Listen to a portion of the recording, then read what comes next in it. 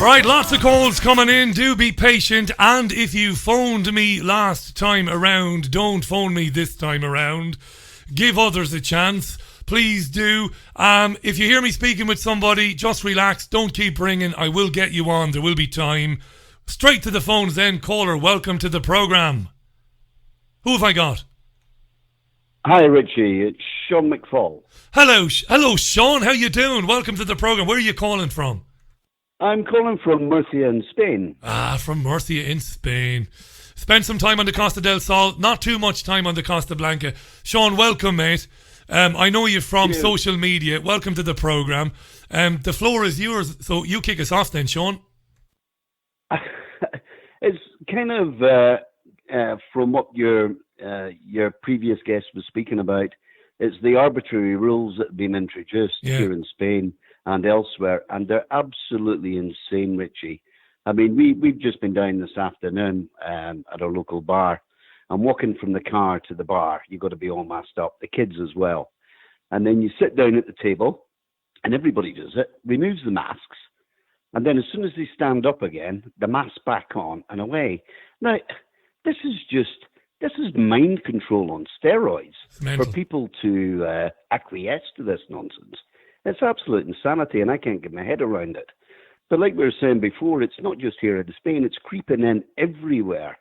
And what people are saying, and I've been watching on social media what people have been saying about their governments, we need to get our head around, it ain't just the governments, it's the puppet masters controlling the governments. And nobody's talking about that. They're talking about Boris Johnson, and I see it every day. Boris Johnson, not fit for purpose, the government's not fit. Yes, they've got a role in it, but it's the people pulling the strings. And I wish people would get their head around that, because I think, personally speaking, we're headed to a very dark place unless people switch the TV off and start thinking for themselves. It's a great point you made there about people believing that the governments are coming up with this stuff when they're not. And that's a bit of a leap that is difficult for people to make, Sean. And what you said about having to be masked up from the car to the premises and the children experiencing that, I didn't realise that this was the case in Spain. It sounds like these arbitrary rules are a bit more advanced in Spain than here. Absolutely. I mean, it's what's happening in the UK, there's a lot more freedom there as regarding the masks as there is here. Now, I was also reading some of the local rags, which I don't do too often, but they get posted on places like Facebook and that. And I remember during the lockdown, if you argued about anything, you were given, you would get the fine for not doing the or carrying out the arbitrary rule in the first place. And if you argued with a cop about it, they doubled it. And if you continued, they doubled it again. So people are like myself. I will put it on my chin, because I refuse point blank to wear it all the time. And if I see anybody around that's likely to pull me up, i.e. the cops, then I'll pull it up then. As soon as they're gone, I'll pull it back down again. But that's just me. It's my kids, even my daughter this afternoon, we jumped in the car and she still had it on her face. And I said, sweetheart, get that off. Yeah. Because the kids are beginning to now normalize this behavior. And it's like I said, Richie, this is mind control on steroids. It's shocking. And where are we going to be a year down the road, 2 years down the road from now? It really does fill me with dread, especially our children. And Spain's an interesting one, because we had conversations with people when we lived in Spain, Spanish people, and they remembered Franco and the bad old days. And it seems that there was a real suspicion of authority, and that the police weren't really regarded very well. Our listeners won't know, but there's about 170 different police forces in Spain. Well, there isn't. There's 3 or 4, right? So you have the Policia Local, you have the Guardia Civil, the Policia Nacional. But I used to see Spanish people regularly arguing with the police and telling the police to kind of piss off. And I would have thought that the Spaniards, with their distrust and suspicion of the police, that they would have been difficult to, to get them to submit to this. But from what I understand, Sean, they're going along with it. Hook, line and sinker. I mean, they not only that are they just taking it lying down, but even worse than the Spanish acquiescence is that of the expats here. They're unbelievable how they're bending over for this. and not only that, they're openly grassing and going on social media and condemning others for not doing so. And we've seen that at the lockdown. As you know, the lockdown here was long and quite hard. And we were told 2 weeks, it ran into 4 weeks, it ran into 6, 8, then 10 weeks. And there was people just walking outside their houses, and they were straight onto social media, grassing everybody up. And to be honest, I've got to say that since March, when this happened, I have purposely social distanced myself from people because I've seen a side to humanity that I never thought I would ever see on such mass, of people turning to snitches. And it is, like you said before, it's like the Stasi in East Germany. Yeah. And this is what we kind of seen here. It's disgusting. Yeah, again, I think of, Ireland, and I think of my friends in the north, and I have friends on both sides of the religious divide in the north, and they got fed up. Both sides of it got fed up with the army and police patrols and everything. And again, you would have thought that they wouldn't take too kindly to this, but they've just gone along with. Sean, Liz is your wife. Am I right in saying that? No. And you know what? I often thought Liz McFall. I often thought when I had, because that's my sister's name is Liz McFall. Ah, right. But it's another one. I actually challenged her one day and said, do you listen to Richie Allen Show a lot? And she says, at the time she didn't. She does now every day. And there's a very good chance she's listening to you right now. She might be. So if you are Liz, how are you doing? Because there is a Liz whom I've known on social media for some time. I was just wondering, sorry, but I've heard you mention her name a few times, Richie. Tell me this, Sean. But no relation at all. No relation at all. Least not that I know of. Exactly, you never know. Before I take some more calls, because lots are coming in, I asked Peter earlier on, how do you feel about it looking ahead? I'm very... I used to be pessimistic. Now I think I'm more just kind of resigned. How do you feel? Do you think we've got any chance of getting out of it? I try not to be resigned to it, Richie. The simple fact is we're in, and it's the things that we learned. I mean, I turned the television off a good number of years ago and started to think for myself. And it was actually, and I'd sent you an email one day explaining this, that I had met the senior lecturer from the London School of Economics back in 2002. And he told me things, and at the time I thought the guy was insane, but he told me about, the guy's dead now actually, and he told me things that were going to happen in the future, and I thought, this guy's a nutter. And he told me about the banking collapse, and he said it was going to bring in 2008, and that was going to bring around a term known as austerity. Wow. And I said, right, what does that mean? And he explained it, and he said roughly 10 years after that, the world is going to be plunged into a deep depression, and what's going to go with that at the same time, and this is God's honest truth, what's going to go at the same time is like all your worst nightmares multiplied by 100. If you ever needed proof, like right? Nuclear war, he said you'd be praying for that. Imagine that. He said it was going to drag on. And that totally shocked me. And when I moved, because me and my wife had lived up in Torrevieja in 2002, until the beginning of 2005, when she fell pregnant, we moved back to the UK. But when we moved back, a few years later, everything he was telling me, he was talking about the collapse of the Middle East, and that was already engineered. It had been engineered many years before. And he talked about, obviously the banking system, and then, look what happened in 2008. And that really put me down the rabbit hole, if you like. And I turned the television off back then as well. You wouldn't have given it any... Sorry? This is not something that would have entered your mind until the guy told you. And then you see this unfolding in front of your eyes, the economic crash, then you had Libya, then you have Syria. You've seen it all, and you're convinced now that the guy knew. It's proof enough that this is an agenda, a planned one. Sean. This absolutely. I mean, this guy that I was talking to, he had retired out here to Spain at the time, and he said to me, his exact words was, I'm going to play golf every day, I'm going to get drunk and smoke my dope, and I'll be dead long before the second one happens. And, no name, Sean, no? No names. I do know his name, but enough. I don't want to say it over the air. No, fair enough. He was an Australian guy, and he was 35 years at the London School of Economics. He was their main guy. And he gave you the play-by-play from the playbook as what was coming, and it did pretty much the way he said it. quite Even the extraordinary. time frame, Richie, even the time frame for each event that you told me blew my mind. And it wasn't until a number of years later, like I said, when I moved back to the UK, that I started to see these things happening.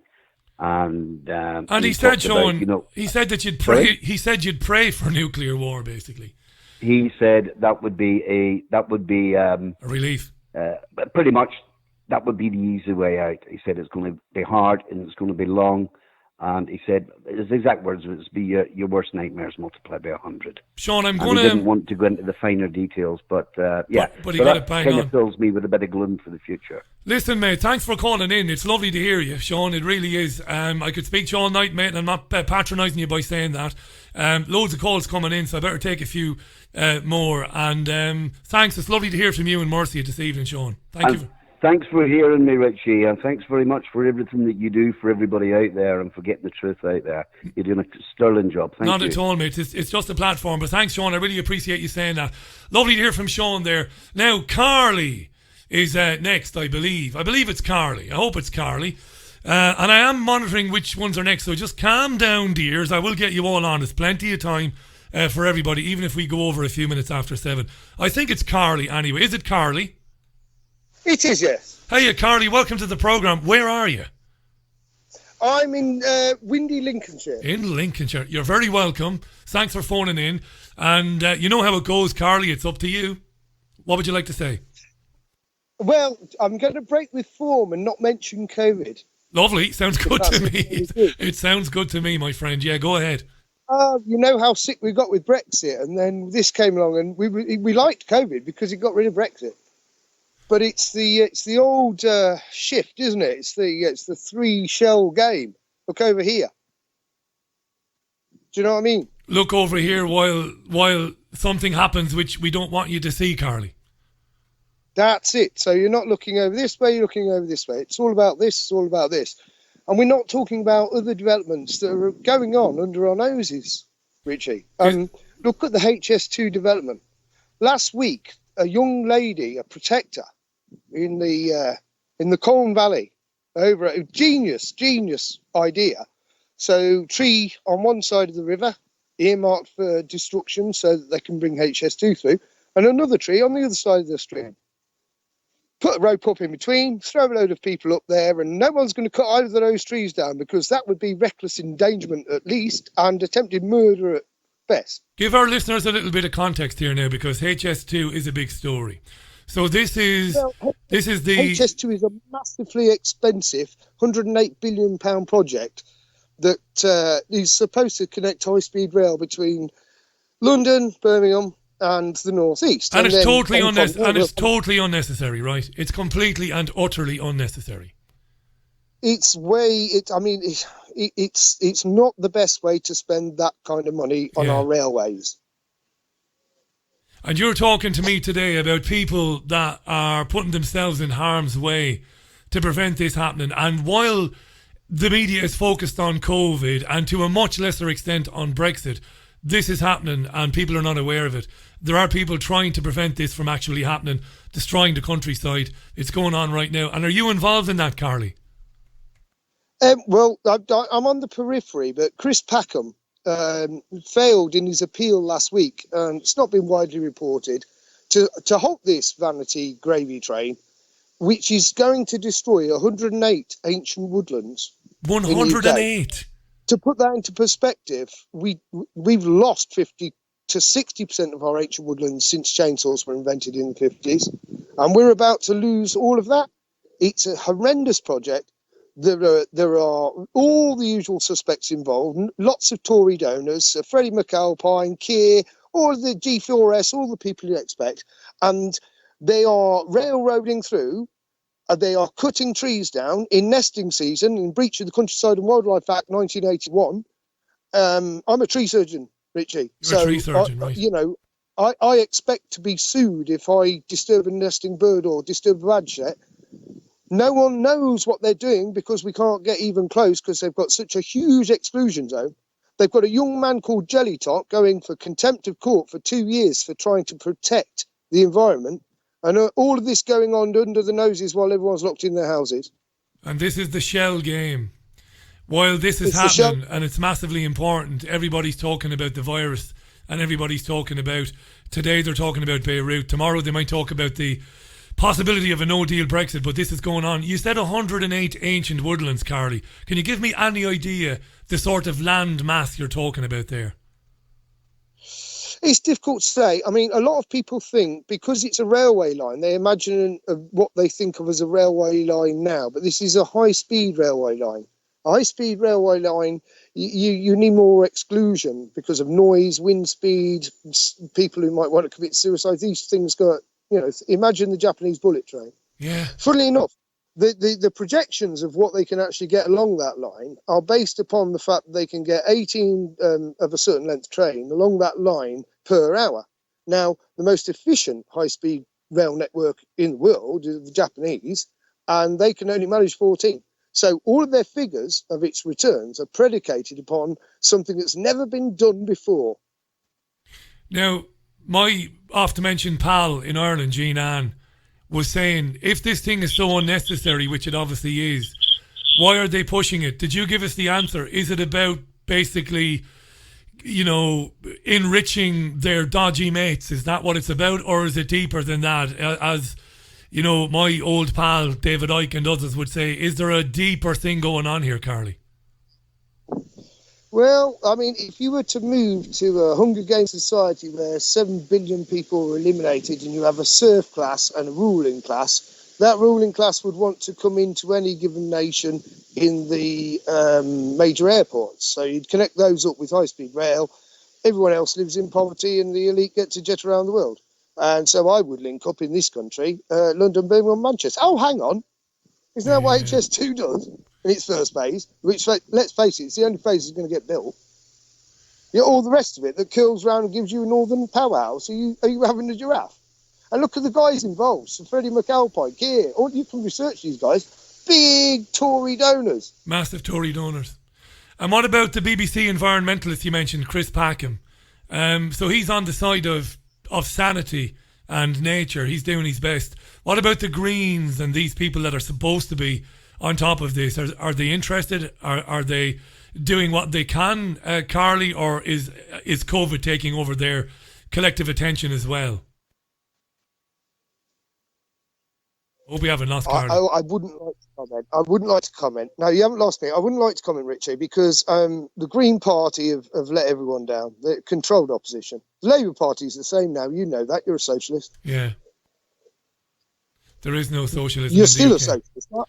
I'm still a socialist, but there aren't that many left in the Labour Party, to be honest. No. Maybe at the local level. Hey, tell me this, Carly. I'd like to pick this up again in the future. Maybe you'll help me get some people on the programme. I mean, you're doing a bloody good job yourself. If people want to find out more about the people that are opposing this, where can they go online to meet people, like-minded people? Line has gone bad now. I think each Saturday from now on at 2 p.m, people need to congregate at public buildings and choose your favourite, most beloved public building that's got a bit of shelter, maybe. So if it rains, everyone can huddle. Some steps to sit on. Maybe it's a public library. Maybe it's your county hall. They're public buildings. 2 p.m. every Saturday from now on, rolling every Saturday. Build the numbers, and once we've got enough, we'll storm the barricades and we'll have a revolution. How's that? Do me a favour. Get in touch with me, or even leave me some messages here on Skype, and let's get somebody on who's heavily involved with this, who is involved with protecting the trees, who knows what they're talking about. I'm not saying you don't, you obviously do. Let's talk about this more going forward, because it is important and nobody else is talking about it, Carly. Thanks for coming on today, mate. I really appreciate it. Shell game, as another, in the shell game, you got 3 shells. Yeah. And the one that they're focusing your attention on is the one that they think the P's under. Yeah. Well, there's another arm to it. No one's talking about this either. As a forester of 25 years standing, I can tell you that our ecology is in collapse. We're talking... And growing food is going to become increasingly difficult in the Northern Hemisphere. And there are a number of reasons for this, right? What are the obvious reasons for this happening? Well, let me give you one. Last autumn was the wettest autumn since records began. And last winter was the wettest winter since records began, followed by the driest spring since records began. Now, they always use this records began, but records for these things are patchy and began at different times in different parts of the world. So there's nothing to see here. Nothing to see here. Yeah. The trees are dying, man. I've lost in my woodland, and I've only got a little woodland, and I've lost 3 or 4 40-year-old cherry trees and 2 or 3 Scots pines to drought this spring. April showers, you having a giraffe, didn't rain once here. No, it didn't. The weather's upset, and whether somebody's doing that or not, they've broken the weather, and it's going to be increasingly difficult for people to be fed. I live in Lincolnshire. We grow like 50% of the UK's food. So you think not imported, you think 70%. So crop failures are going to become a reality then, more and more worldwide. It's not like you can import it from somewhere else. If our crop fails, we can import it. Look at the Canadian wheat harvest. Look at the Rush.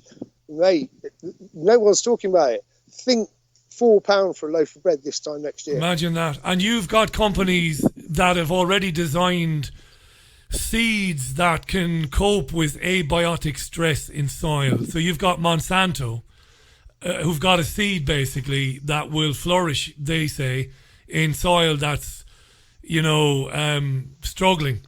Again, you have to wonder about the agenda. You have to wonder, if you connect the dots. You have to wonder about the fact that Bayer bought Monsanto out because of Monsanto's liabilities over glyphosate. Over glyphosate, now, yeah. Bayer have put a European Union complaint in against the neonicotinoid ban, which has saved all the bees. So 3 years ago, we banned the neonicotinoid pesticides, and the bees have come back, and everyone's going, brilliant, the bees are back, we can live, because without bees, we die.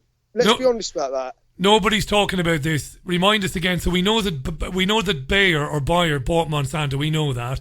That's a merger that should never have been allowed, of course, but it was. And the European Union had banned neonicotinoid aerosols, sprays, say it for me, pesticides, that's right. And they've lobbied and they've had that decision changed. And now these pesticides are legal again, is that right? No, they've not had yet. a chance. They've just appealed it. It's going before the EU. But they've got a lot of might, as you know, and they've got a lot of money. And you have to be careful about the use of the terms pesticide and herbicide. A herbicide kills a plant, a pesticide kills a living, like a beetle. Creature, yeah. And in this case, with the neonicotinoids, they were killing a flea beetle, which was attacking the oilseed rape crops. And when they were banned, the bees have come back because they were killing bees, and not just bees, lots of other pollinators. Do you know, listening to that, Carly, all these pollinators have come back, and now Bayer are appealing the decision. A lot of people have said to me this year, particularly, it's sick. This is sick stuff. A lot of people have said to me, and I've noticed it myself. Bees seem to be far more plentiful now than they have been in recent years. I'm seeing them everywhere. It's a great thing. Absolutely. Wow. Yeah, since the neonicotinoid ban, which Bayer are now seeking to overturn, and because the EU are corrupt, they may well get it done. And it's proven its effectiveness. Not to a put dicky this into bird. perspective, if you have a medium-sized cherry tree and you want to pollinate the fruit on it, if you're doing carpenter bees or miner bees, you'll need 4. If you're doing honeybees, you'll need 10,000. 10,000. And if we don't pollinate our crops, we don't have any food. Mate, do me a favour. I want to pick this up again in the near future. Put me in touch, Carly. Leave some contact details for you on Skype here, and I'll be in touch. Thanks for listening. I did get a bit ranty, and I hope I didn't swear. Yeah, I'll let you get on to another call. Listen, mate. Listen to the rest of the show. Like I'm going to, it's like the pot calling the kettle black. If I'm going to say anything about you ranting, you didn't rant at all. You made perfect sense to me. Thanks for calling in. That's very important. Carly there in Lincolnshire today. Yeah. So Bayer buys Monsanto. The European Union, whatever we've said about it in the past, and we've had a lot to say about it, has banned pesticides that contain neonicotinoids because they kill the bees. But Bayer is spending a lot of money.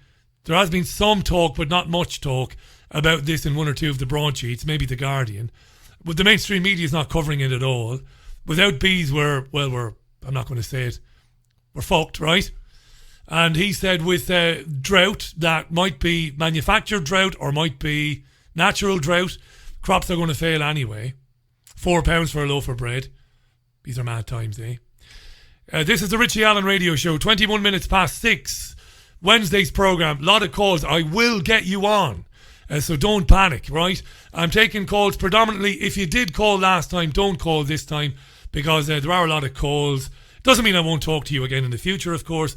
It just means we like to get that bit of variety. Let's welcome our next caller. Caller, welcome to the programme. Who am I speaking with?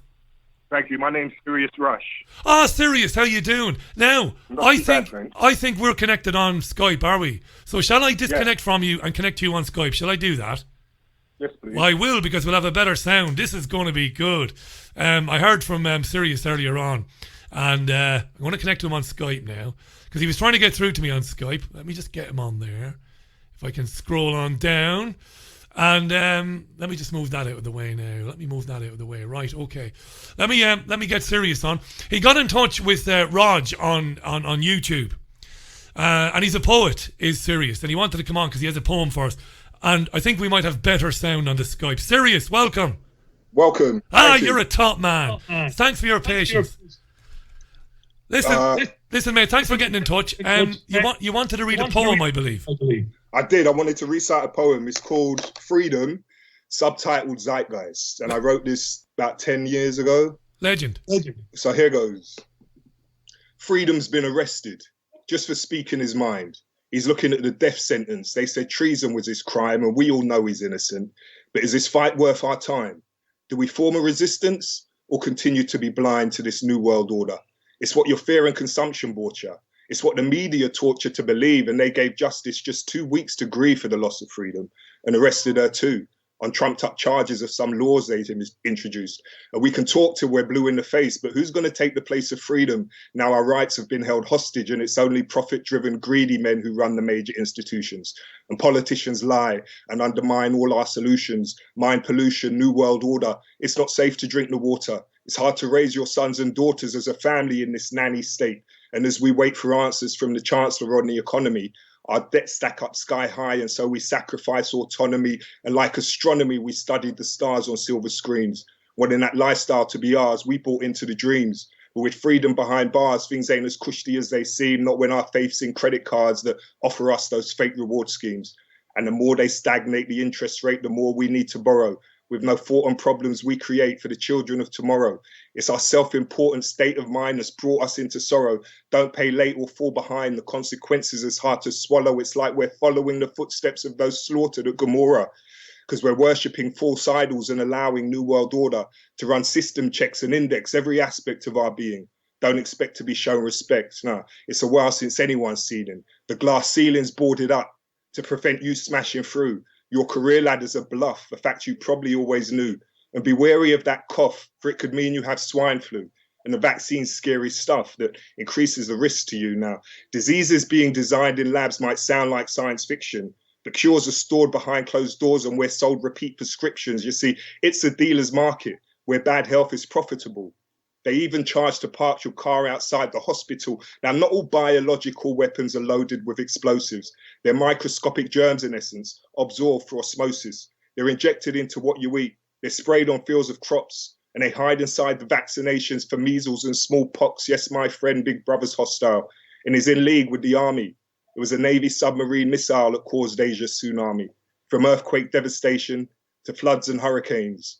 We all sent in donations and we blamed it on climate change, but let freedom's death come as a warning was what Mother Nature cried. Because the threat of global warming has now been pushed to one side. And we'll all get wet one morning on the day that freedom dies, and our regret will be like a hornet sting, so it comes as no surprise that microchipping's next on the agenda. First it's voluntary members, then they'll make it mandatory, and that's when we'll all be sorry. You call me Paro, but it was clairvoyant who showed me where the arrows point. And I'm just here to spread a message, because this won't get press coverage. You won't see this on the news. They restrict the things the public views, like Muslims praying while facing east, being forced to take on the mark of the beast. It's slavery to the 7th hour, with a curfew set to the 11th hour. And if you rebel, incite or provoke, they'll just switch your chip off and leave you dead broke. The last letter freedom wrote, as he awaited execution, was addressed to justice, liberty, hope, karma, and retribution. It read, try your best to cope. there just might be a revolution. But when man and machine elope, they'll promote it as evolution. Thank you. My name is Sirius Rush. Sirius, that's amazing. You wrote that 10 years ago. 10 years ago. Execution was addressed to just. Yeah, 10 years ago. Sorry. And is it published anywhere? No, it's not. I'm hoping. I've got a single out right now, which can be found on Spotify and iTunes and that. But that's not the one that's released. The one I've just recited haven't been recorded or stuff. I mean, I've copyrighted it, but I've not put it out as a single. I mean, you could probably find it. Actually, no, it's not on YouTube. I'm going to upload it to YouTube, actually. It's profound, mate. It really is. It's amazing. I was listening to Benjamin Zephaniah on Sky yesterday talking about the need for poetry. That must have been a depressing thing for you to hear, that poetry can be dropped by students in schools. Yeah, I heard that on your show yesterday, and that's what made me want to come in or call in today and do my poetry. But yes, thank you for the opportunity. It is devastating that they would get rid of these creative subjects in schools. I don't know. Anyway, my thoughts on the school system are a whole nother subject. But yes, thank you so much, Richie, for letting me share my poem, and I hope your viewers liked it. I'm sure they did like it. Just before you go, 10 years ago, I mean, that's incredible, because much of what you spoke about in the poem when it was written back in 2010, 2011, it's unfolding in front of our eyes, Sirius. Are we going to get out of it? Are we going to find the humanity in ourselves to pull ourselves out of this? You know what? I walk out around, I live in London, and I go out on the street, I ride the subway without a mask, and the looks I get from people, like, I just think there's too many people who are not awake yet, you know, who have not woken up, who are not aware of, or I should just say, who do not share the same beliefs that I share, that many other people share. I mean, everybody's putting on their mask. Yeah. I don't know. I would really like there to be some kind of revolution, but I really don't know. I don't know where. There is no. I mean, I want to leave this country, but I'm thinking where leave and go where. Everywhere's going to be the same. The rules have traveled everywhere now. Everywhere's facing lockdown, apart from, like, where is it, Sweden? But even still, they're talking about the second wave, and God knows what's going to happen. Let me ask you one question before you go, and you can come back another time. I'd be happy for you to come back and do an interview with me. Am I taking the piss and being a bit cheeky when I suggest, you know, that racism is not the big deal that it's made out to be? Because some of our black listeners, they say that I'm too dismissive of it. So feel free to unload on me if I deserve it. What do you think? Well, I have a whole poem based on that. And I believe racism exists. Systemic racism is certainly there. You have to think about the way, the colonialism, how it came about through the enslavement of black people. And it's them same rule. I mean, it was only in the 40s, 50s, the civil rights movement, the 60s, that all of that was supposed to be, done with. But so it's only 2 generations ago. I don't think that's enough time to evoke proper change, the change that black people want to see. But also, I think it's a state of mind as well.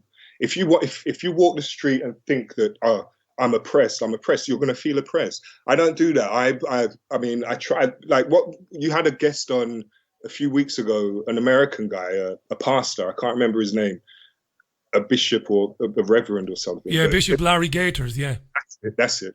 And a lot of what he was saying is what I believe in, kind of thing. I think it's the state of mind you have. If you're angry and you feel like, okay, I'm oppressed, this system is unfair, you're going to stay like that. But myself, I try to, I guess because it's the artist in me, I'm a dreamer and I think of positive things.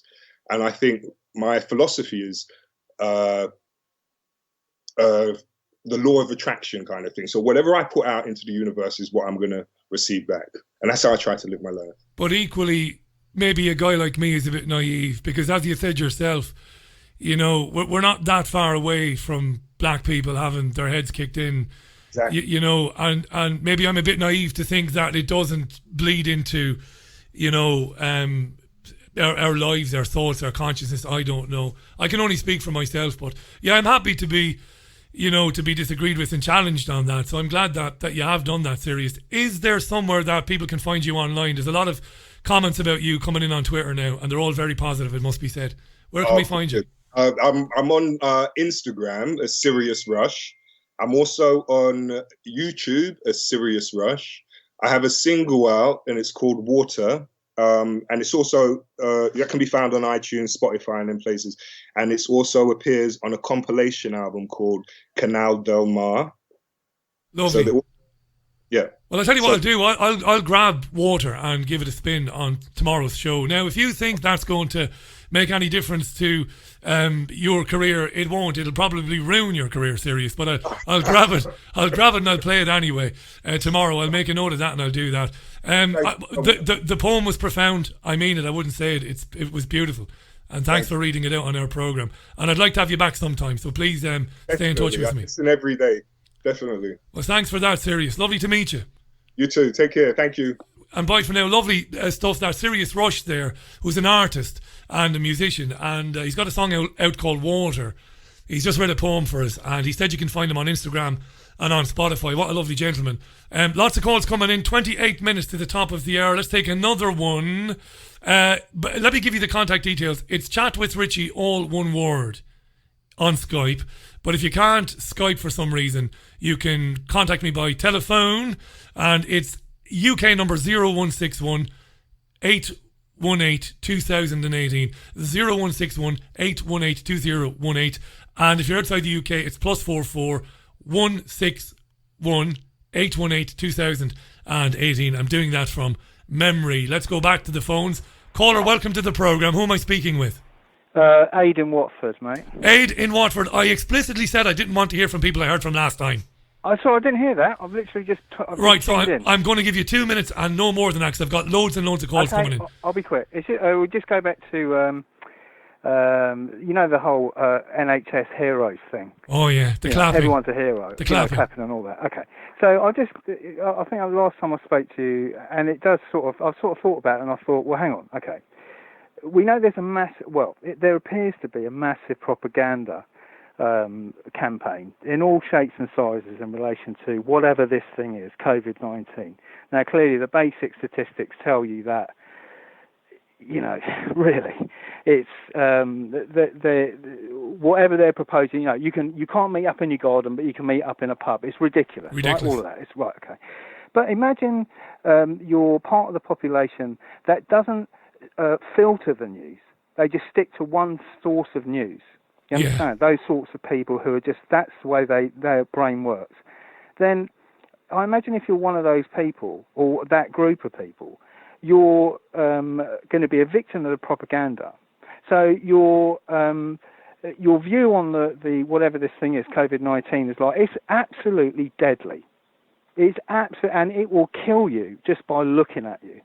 So if you're one of those people and you're on the quote-unquote front line, whatever that is, and you still go to work, believing this to be true, does that make you heroic, stupid, short of cash, none of the above? I'm just saying. Yeah.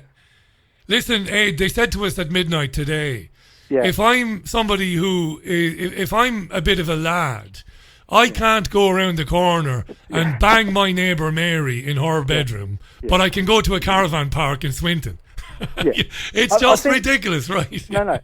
Remember, remember how it was in March? Right, where it was full of, everyone was just trying to sort of sift through what was going on. We're in August, and anyone who's remotely awake and isn't in that bubble of I watch Sky TV and I will bow down to be anything that's said to me from these propaganda channels, the cat's out of the bag now. Do you know what I mean? The cat's well and truly out of the bag. It's like, come on, All I'm saying is back in the day, in March, when it was like, it will kill you as soon as look at you. I'm saying in that context, those people who, were working in the hospitals, on the ambulances, picking up your rubbish, delivering stuff, blah, blah, blah, bearing in mind that's how the way they saw it, is it unfair to sort of say in that context that they weren't a bit heroic? if you know what I mean. It's very good, mate, because again, it challenges the whole ridiculous upside down narrative. It's deadly. Look, the thing that people can't get their heads around, Ed, before I move on, I'm only moving on because you were on last time. Don't worry. You can come on again in the future, of course you can. Okay. But you make a very good point. They're telling us this is the most deadly thing of all time, yet they've got to take a blood sample to find out if we have it. That's right, yeah. I mean, that's insane, isn't it? It's deadly, but yeah, we've got to... Listen, I'm going to take some more calls, mate. Lovely to hear from you again. God bless. But I've got to stick to the rules. Well, they're not arbitrary. I don't make arbitrary rules. I don't do that. But I did say that if you called in last time, I couldn't in good conscience let you on again. Now, special caller has been trying to get through, and he's next. And I'm going to get him on if it kills me. Let me get him on. Have I got him on? I have. But I can't, can I? Okay, let me just do that. Let me do that. Right, now, I've been reliably informed that none other than the father of the great Spiro Skouras, who's a terrific journalist with activistpost.com and a great broadcaster in his own right. He's got a YouTube channel with hundreds of thousands of followers where he does terrific journalism, great pieces about all the things that are going on. And I do believe that his old man, not so much of the old though, might be on the line. I think it's Lakey or Laki Skouras. How do I pronounce it? Welcome to the programme. Thank you, Richie. It's so great to be here. It's Lakey. Well, listen, mate, first of all, welcome to the programme. How are you? Awesome. Considering it's amazing what's going on. I was anxious to talk to you. Last time I didn't get through when you had callers, but I love the opportunity. And, I don't even know where to begin. But first of all, your show is awesome. If I don't catch it live, I catch, the YouTube rebroadcast on YouTube. And just the guests, everybody comes clean. Everybody's got the platform. They got the opportunity to express themselves. And you've got, the type of people that you're interviewing. It's just amazing what's happening now that, the other side of doctors and scientists and experts that have been in this, at least the healthcare medical field for decades, they're being censored. But the thing is, the establishment, ironically, has exposed themselves through their censorship, I believe. It's just so obvious what's going on now. It's crazy now, isn't it? And I've got to take the opportunity. I mean, you've said some nice things there, but you can say those about Spiro, but I don't need to tell you that. Because that type of journalism, where you approach something completely objectively and you go where the information takes you, but you leave your own prejudice out of it, your own opinion. Your boy, and he's not much younger than I am. He's terrific, and it's a terrific channel, so congratulations to him as well. You sound optimistic, Lakey. You sound like you think that by doing programs like this, by giving these platforms, that we might see a way through this eventually. I think that's what I'm getting from you. Yes, I think that in this time, I think more people have woken up to the fact that something is definitely not right. And, as far as the mainstream's concerned, they're all, parroting the same storyline, essentially, based on what's coming down the pike. They have to stick to the script. Otherwise, you can't bite the hand that feeds you, so to speak. So it seems like this plan, though, it's so prolific, it's so extensive that everybody's basically worried about a paycheck if they speak against the establishment. As far as here in the States, the United States, governors, mayors, I think the banks are holding this, the money over their head where they're not, they're basically, I think, blackmailing them with, you have to have extreme lockdown measures. Otherwise, you're not going to get, the federal dollars, the bailouts, the stimulus, and this type of thing. So, the people, it's so frustrating because even I've been following Spiro, of course. Me and him have been discussing these things long before COVID. I mean, I've been looking into these things for 30 years myself. And that was my next question. Obviously, the next question was, who was it? Was it Spiro influencing you? But it obviously sounds like it was you influencing him. Was there something that happened 30 years ago specifically, Lakey, that got you into it? Well, if we go back that far, sure. One of the major things was being in the Marine Corps. I was in an infantry unit. I joined right out of high school. in 1981. And by the time I got out, well, during the time I got in there, it was basically back then, before the Arab terrorists and terrorism, it was basically the Russian commies. And that's all we heard. They wanted to come here and rip out our hearts, rape our women, and enslave our children. And I thought to myself, I grew up Greek Orthodox, and I knew that these people were predominantly Orthodox, Christian Orthodox, the same religion in Russia. So, I used to tell my buddies, the big difference between them and us, is they drink vodka and the Greeks drink ouzo. But otherwise, we didn't learn in the church or any influence, to rape and pillage and, conquer and these types of things. So I knew it was rhetoric, but I just kind of went along with it. But then toward the end, I was ready to be, serve my 4 years. I decided that I didn't want to re-enlist, but they asked me to go and take an anonymous survey at a different part of the base there, at the main side part of the base. So I put on my dress uniform, the short sleeve dress uniform, which we never wore unless there was some special occasion. So I figured it was going to be some kind of, pep talk to re-enlist, maybe with a bonus and a stripe involved. But what it was I didn't know any of the other NCOs in the room. And it was supposed to have been an anonymous survey, and they passed this thing out. And basically it had to do with chain of command and would you follow orders from a UN or NATO commander. And, we had trained with troops all over the world at that point. And I thought, we're all on the good guy's side. We're all on the same side. So I answered yes to those types of questions. But the last question on the last page, it was the only question on the last page of the survey, said, if the United States government decided to repeal the Second Amendment after a 30-day amnesty period, would you fire on American citizens that didn't want to give up their firearms? No and then way. It went through this scenario. That was the question, was it? Yes, and that really was the trigger that I thought to myself back then. This was in '85 then. And of course, I answered no, but it went through the same thing. Would you, by your own commander, by a NATO commander, by a UN commander? I said, no, of course. But that was the trigger. And ever since then, now Spiro was a youngster back then, but as he grew up, I started reading. And basically what you want to do is get a hold of the stuff that was censored, the books that were banned, things that are censored on the internet now. It's the equivalent of book burning, I believe, but that's the information that you want to get a hold of and read. And I've been on this quest for the truth for ever since then, really. Imagine that in the 1980s, asking you about taking orders from the United Nations and NATO generals, just extraordinary stuff. And I always wonder when I meet gentlemen or ladies who've served. There must be a lot of people who've been in the army or the navy and came out of it, and just that experience changed their worldview, in terms of they see things a lot differently. They were shocked. I mean, especially after the Iraq war, the first Iraq war, and even the second Iraq war. And there must be a lot of veterans whom are bewildered by what happened and have maybe seen things in a different light. What do you reckon? And well, they don't give them they're shunned by society. I mean, I remember the Vietnam era as a young man, as a youngster. They were coming home, and it was a shame. And we see this even today.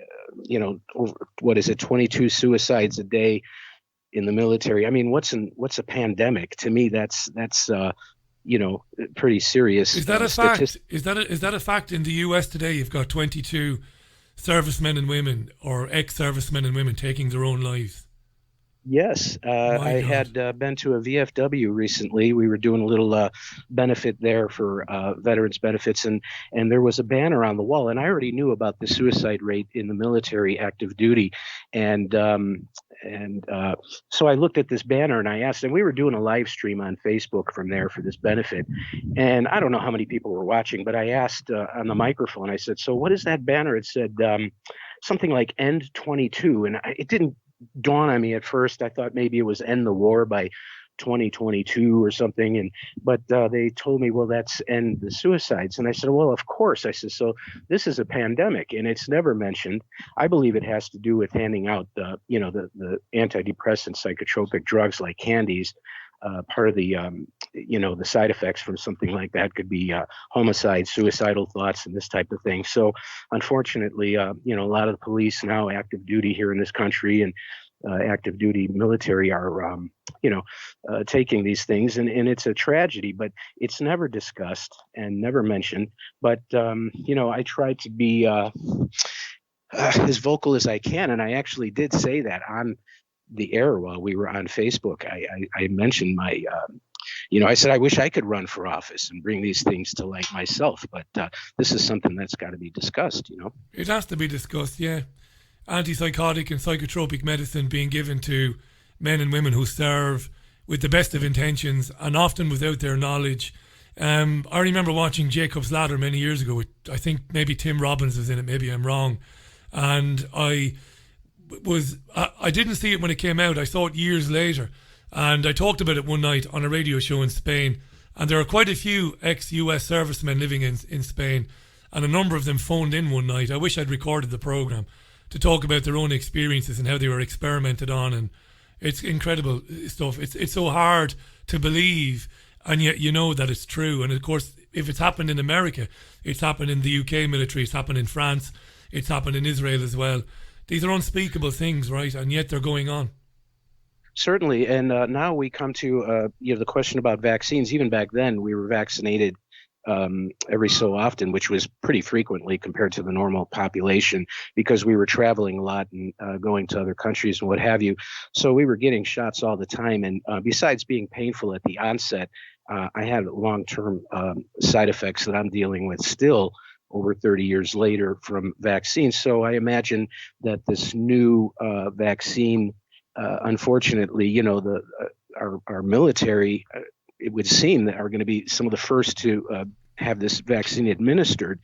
And I think we're going to see a new wave of everything from, they had terrible side effects with veterans previously with the chronic fatigue. Yeah. They were having terrible birth defects in their family. These things are tragic. And I can't believe that people still haven't realize these things, because they're always buried. But I don't know. I wish I had but as platforms like yours, of course, that we get to air our grievance and chat about it. Can I be a pain in the arse? Because my listeners wouldn't forgive me if I didn't be a little bit of a devil's advocate. Not that I disbelieve you at all, of course not. But for those who are skeptical, they would ask, Lakey, how do you know that 30 years later that a health issue is related to a vaccine that you had? How can you be certain? Well, when I was there, I was, prime shape. Just got finished with infantry school.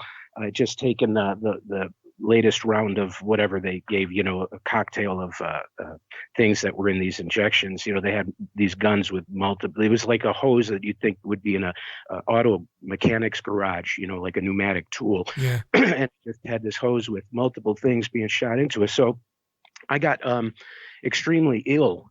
And of course, being in the Marines, you complain that you don't feel good, and they're not having any of that, So it turned out that I was not able to seek any medical help at the onset of this thing. And it just got progressively worse to where I felt like, I was dying.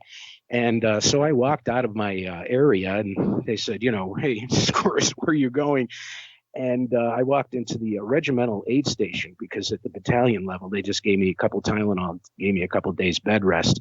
So I walked away on my own accord, and I went down to the regiment. And as I walked through the door, they said, hey, excuse me, you got to sign in there, private, and I just thought to myself, shoot me in the back and put me out of my misery at this point. So I walked into the first door I saw open with the Navy takes care of the Marine Corps, medical. So one of the doctors there, he had the bars on his shirt there, and I just plopped down on the table. I said, excuse me, sir, I don't feel so good. And I plopped down on the table, and he gave me IVs immediately. And they gave me, I can't recall, like 3 days or totally, I was so out of it, just 3 days. All I remember was waking up, taking the erythromycin at the time, and then falling back asleep. So that doctor actually came to the hospital at Mainside. The hospital is at a different location than the regiment that we were assigned to.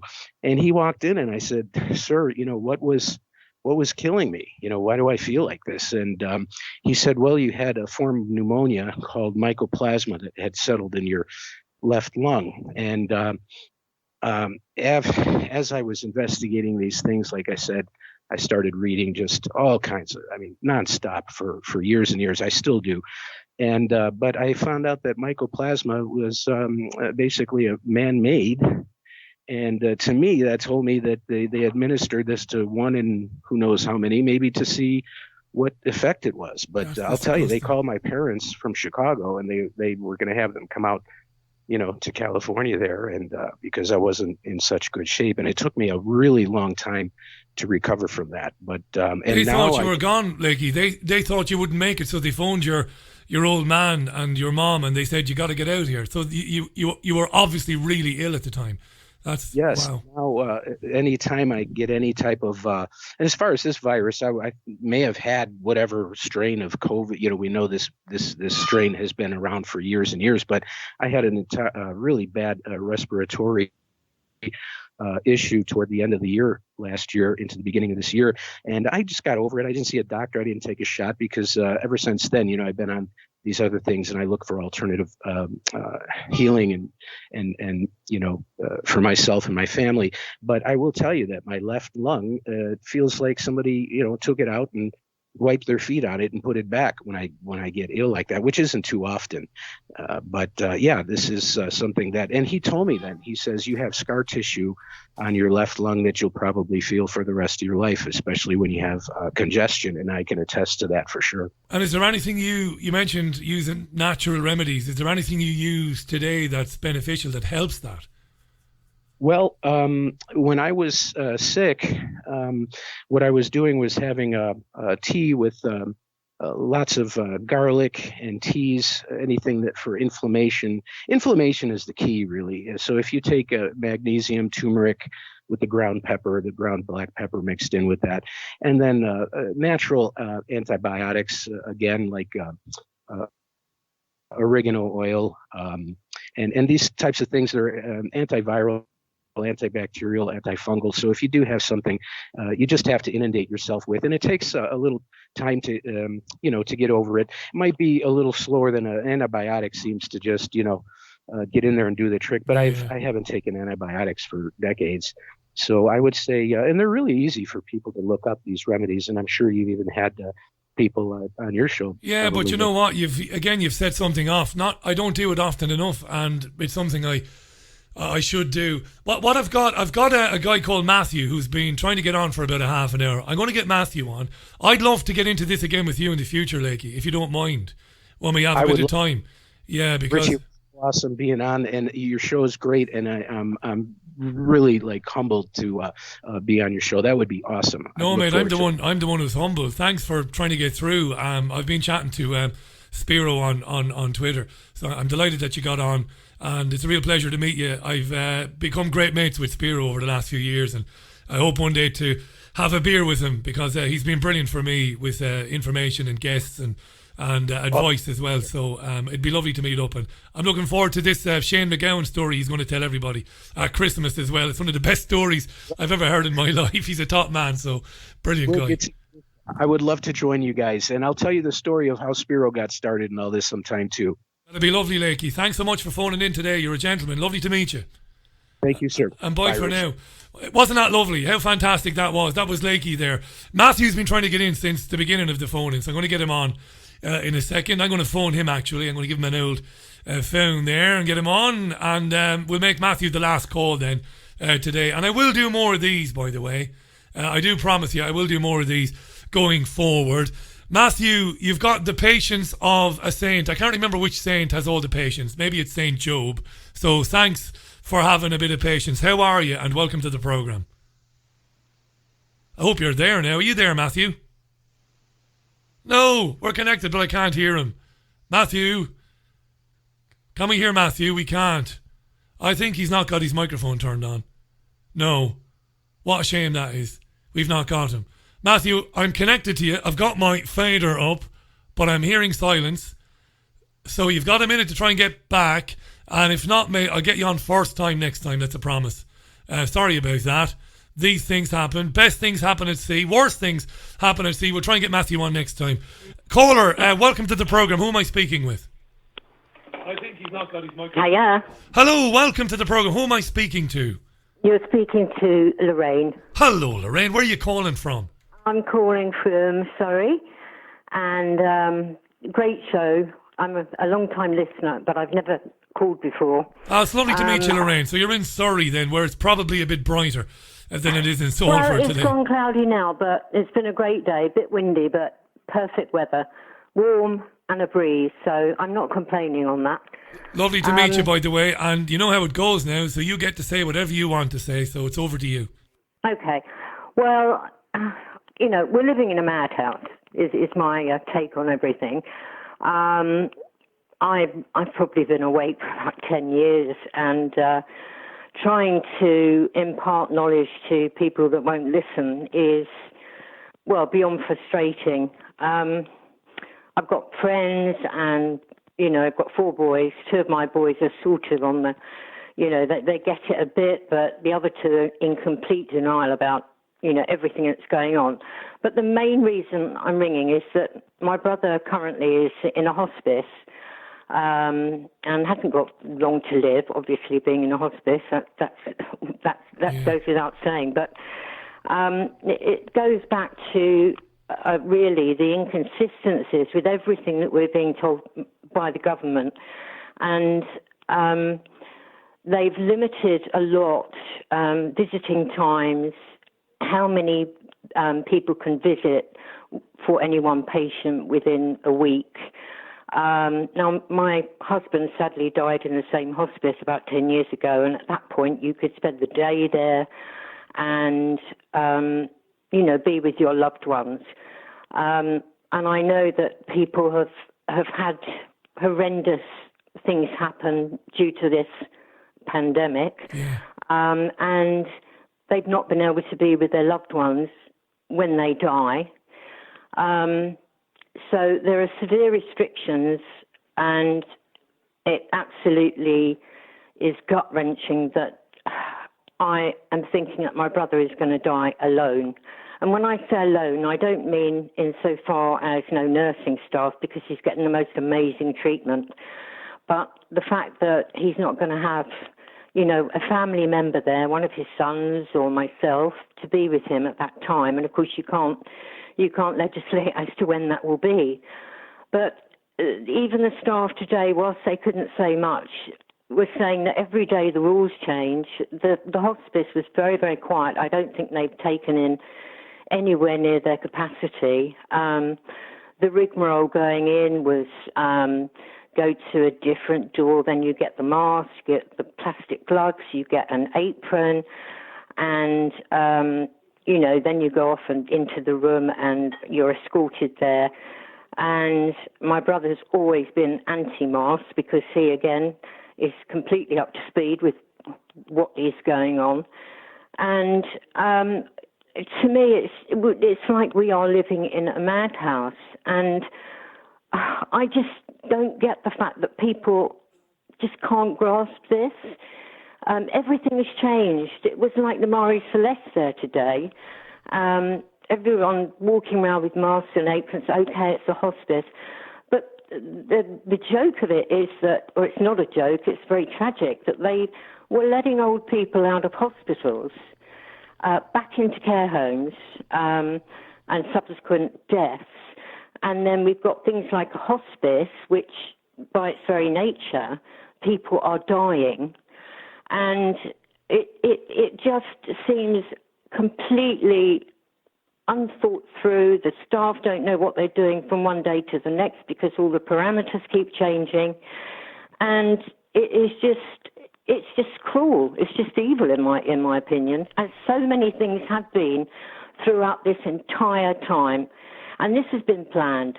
This has been planned, and we're not getting the information. I don't watch mainstream news. I get, I listen to Spiro and very many of the people that you have on, and the fact that people are still buying this, that's the most terrifying thing in my mind. What you said about your brother there is senseless, and I remember the Irish journalist John Waters speaking very eloquently on this. Your brother, God love him, is in a hospice, and without being insensitive, people who are in hospices, they're coming to the end of their time. Absolutely. How could it be a problem for you, for his sons, for your family to be with him all the time? How can that be a danger to anybody? It's absolutely horrendous. Well, exactly. I mean, it defies any logic. The staff are amazing. And a couple of times they had to apologise to me today because certain things happened. And I said, look, this is not you. This is, I know, you having to follow the guidelines that you've been given by the government. And, they didn't say too much, but obviously it came across to me that they didn't buy half of it. But, of course, they have got to be seen to be abiding by the rules or face maybe being shut down. And, my brother, I go in there, I mean, he's very dosed up, he's on morphine. I go in, I'm all, masked and aproned and rubber gloves. And, you can imagine, he may even think he's died and come to an alien area where, everyone that he sees in his state of anesthesia, it can't be very pleasant. And I don't know how many other people in there are having few visitors or there's severe restrictions on that. We're actually a big family. So, okay, I get the thing about immediate family. Okay, you don't want, everyone and their dog going, but I mean, this to me, that's the gut-wrenching thing, is that I'm just constantly thinking he may well die without one of his closest relatives to him, i.e. his sons, and how if this is happening everywhere, and these poor people that lost, relatives with supposed COVID, and these people that died alone. He's not infected. He's been tested at every hospital he's been in for treatment. He's completely clear. As far as I know, I am. I'm not in the age group that's particularly vulnerable, and I haven't got any pre-existing conditions. But this is just beyond everything. This is evil. Every one of us. There's no other word for it. Lorraine, I think every one of us, if we find ourselves in a situation where we're coming to the end, every one of us is surely entitled to the dignity of being allowed to spend the final days or weeks or even months, if you're lucky, with the people that mean the most to you. In your case, your brother, Yuri's sister, you said he has sons. I can't, for the life of me, figure out how this is being tolerated. Is there anybody that you can reach out to that can intervene on your behalf and say, no, the gentleman is entitled to be surrounded by his sons and by his sister when the time comes? Is there anybody who can do anything for you? Well, according to my nephew, he did speak to one of the higher up, not a nurse, but somebody in administration, and said, look, we have a large family. This is not really working for us because some of the family have to travel, and then you're allowed 1 hour, although I did stay longer than that today. And I think the nurses will give you a little bit of leeway because, again, they realise this is very, very awkward. But I don't know that they can do anything because they are getting their diktats from the government, as all of these hospitals are. And incidentally, I had to go to Guy's and St Thomas's on Monday for an appointment in the dermatology clinic there, which is vast. And it was basically empty. And as was Guy's, this is a large teaching hospital. But, I mean, relative to whenever I've been there previously in normal times, it was just like, what is going on here? And all the seats with bits of paper stuck on them, COVID-19, three seats away from someone. This was 2:00, so it wasn't late afternoon or anything like that. Virtually no one on the trains going up there, virtually no one on the train coming back. What is going on? What is going on, yeah. Yeah, these videos keep surfacing from around the world and the US, and I've had it on good authority from people here in Salford that the hospital has never been under anything remotely like any pressure. No. These are strange times, Lorraine. Absolutely. Anyway, I just wanted to get that out there, and I know there are many, many people that have gone through horrendous times, you know, with relatives that were in hospital and they couldn't visit them, and it is just cruel. And I do appreciate that, you know, something is highly contagious and they've got to do all the, you know, all the proper stuff to protect people. But, you know, I'm not believing this. And until more people wake up to the reality of this, then we are going down a deep, dark hole. And that's the only thing now that is going to stop us going down into that pit. And it's people power. And you don't need too many people. You know, we could sort this out if enough people rallied and kicked a lot of them out. Everyone that I can see is being brainwashed because they are watching all the propaganda on TV. That's pretty much it, isn't it? If you spend your news time or the time you normally watch news and you're looking at Sky or the BBC, and it's relentless, Lorraine. I spend quite a bit of time during the day watching it. It's relentless propaganda. It's never ending. Can I just sincerely say good luck to your brother and you, and I hope that when his time comes, I hope he is with his sons, and I hope that you're there, at least his sons are there. And it's important that you raise this, because you made the point yourself a minute ago, a lot of people have gone through this and it's totally unnecessary. It's wrong. It's morally wrong.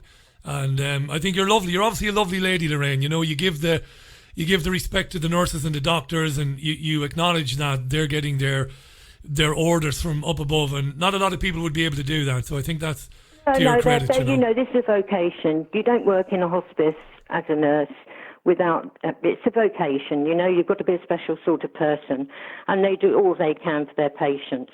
And I know that they probably feel as awkward about this as anyone would, because they're human beings. And this is the thing. They are, you know, being dictated to. And like the doctor that you had on last night, what can they say? Yeah. You say something. Oh, well, you know, you'll be punished. You'll have, you know, you'll be suspended or whatever. And this is, of course, going on across the world. Can I ask you this, Lorraine? You know, they can't speak out because they're in fear of their jobs. You hit the nail on the head. If they say anything, it could be a career. I should have asked you a moment ago. I didn't want to interrupt you. What's your brother's first name, Lorraine? Colin. I'd ask people tonight, you know, if you do pray, if you have faith, say a prayer for Colin. Oh, bless you, Richie. And keep up the good work. Your program is so needed. We need to hear these people, and as much as I can, I try and get people to tune in and, you know, get a different perspective, because unless they start going down that road, then nothing will change. Yeah. Amen. Thanks, Steve. No, it was lovely to talk to you, Lorraine. Thanks so much, and again, good luck to Colin, and thanks for having the courage to talk to us. Bye. Thank you. Bye. That was Lorraine in Surrey there, and a lot of people have tweeted about this while we've been talking, and it's happening to a lot of people, and it's I can't imagine how difficult it is. You know, if somebody is in a hospice and they're getting end-of-life care and you want to spend time with them and you're being told you can't because of the virus. Again, nobody spoke as powerfully, well, Lorraine did, obviously. But in terms of journalists, nobody's taken this on outside of John Waters, and he spoke very emotionally about this as well. The least you're entitled to is the dignity of being surrounded by the people that mean the most to you before you move on to the next phase, whatever that is. Look, that's it. Thanks for calling in to everybody who did, and thanks to Peter Ebden for his time in the first hour of the programme. He's a lovely bloke, is Peter, and I look forward to speaking to him again. Thanks to all the callers today. Tomorrow, now, this is it. I'm not going to be with you tomorrow. I've got to go and see Hayden Hewitt at Trigger Warning TV, the TV studios tomorrow, for a number of reasons. We're about to launch a new website for this programme. I've got to do some photographs and stuff for that. And we've also got to do some work on the website. So what I'm going to do is, I won't be with you tomorrow, Thursday, but I'm going to do 90 minutes of news and music, and it'll be a bit of fun on Friday in the mid-afternoon. So about 3 o'clock on Friday, I'll be with you for about 90 minutes, maybe a bit more, but it'll be at least 90 minutes anyway. I'll pick out some choice cuts of music, and we'll have a bit of a laugh, we'll have a bit of a giggle, and we'll have a look back over some of the more bizarre news stories of the week on Friday to make up for the fact that I won't be on air tomorrow. I'll be working. I won't be scratching my backside. I will be working. I'll be with Hayden, and we'll be working on the new website, which is going to be launched, I think, when I come back from my summer holiday, which is in a couple of weeks' time. He's done a great job on the website for richieallen.co.uk.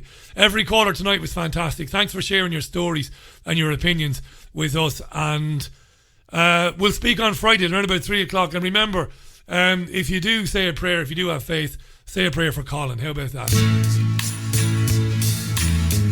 Bye for now. Speak soon. Bye.